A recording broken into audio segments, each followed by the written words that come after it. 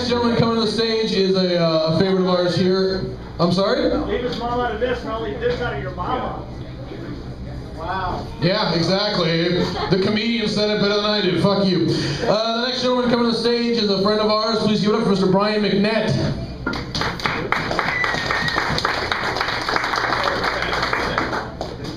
Oh my God.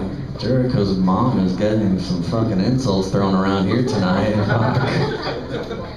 I don't even know Jericho's mom, and I was too busy trying to imagine her fucking taking a giant dildo earlier, and everyone else is all up in her shit. Fucking crazy. Is it raining yet tonight? People walking outdoors? Never mind. Good talk. Last night I was driving home from another different comedy show when like the torrential downpour started. That was pretty exciting. It was raining so hard I actually stopped texting. That's how much commitment I had to driving in the rain last night. Let's fucking, have you seen those new commercials where they don't want you to text and drive, and they use this really sad story like somebody who died or somebody who's like a paraplegic now? The part they leave out is the context of the text. Like, you have no idea. He might have been like, oh, he just made a mama joke about Jericho. I've got the perfect rebuttal. Here we go, accident. Like, we don't know, right? That can't wait till you get home. Fuck. Jesus Christ. I'm sure you guys will all agree with me at this. I experienced it last night. Fucking Arizona drivers cannot drive in the rain. Am I fucking right about that? That is fucking no joke.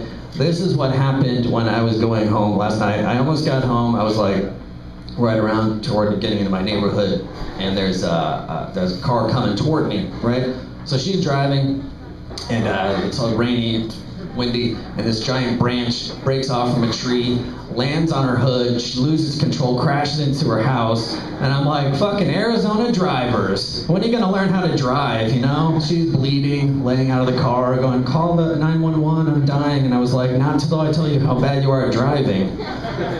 You are not gonna get a call. The ambulance said if I'd called earlier, she would have lived, but, oh well. Can you guys believe that you skipped seeing Medea another night in a row for this? Can you believe that?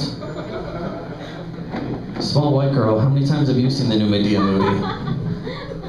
Lot? Zero? It's been zero? 0 times? You haven't seen Medea yet?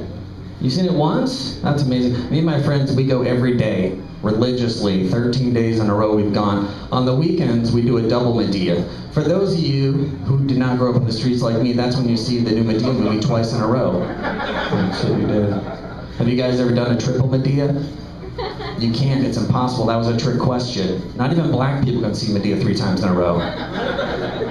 It's crazy. What was your favorite scene in the new Medea movie?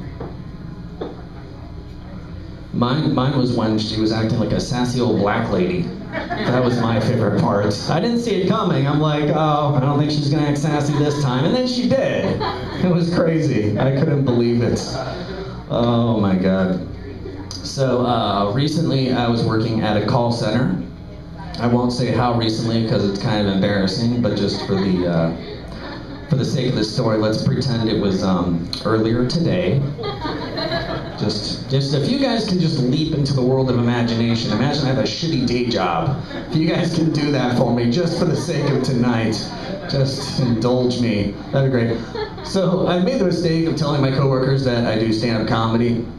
And apparently they're under the impression that I actually am like a working stand-up comedian. Because this one fucking coworker, Greg, he fucking loves it. He can't stop talking to me about doing fucking stand-up comedy, just loves it. Like, he's under the impression I'm a working stand-up comedian and that I guess I'm just moonlighting at the call center.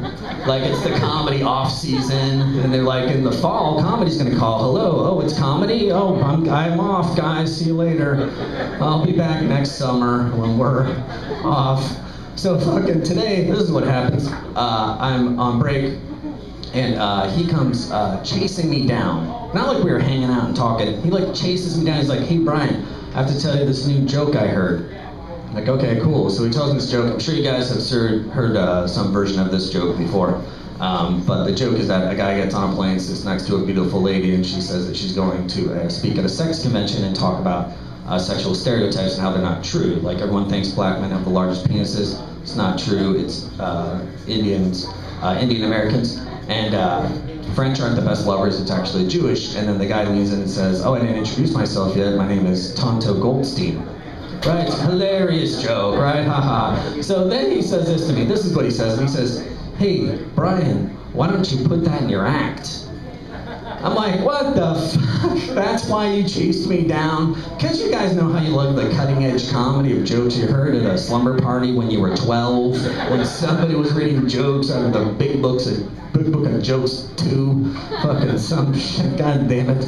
So I'm fucking like, because the thing is as he's running toward me in his head, he's going, I'm going to help Brian's comedy career. And what I heard him say was, hey Brian, I'm going to help you fail at comedy. That's what I heard.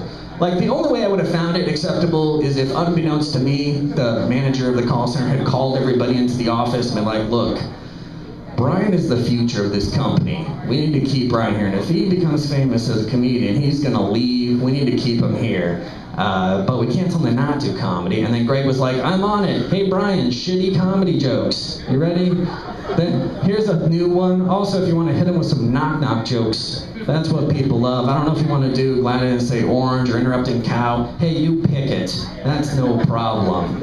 Whatever you fucking want to do. And here's the worst part. You want to know the worst part about all this? Is that, yeah, he actually got me to put that joke in my act. Like, what the fuck, right? Great.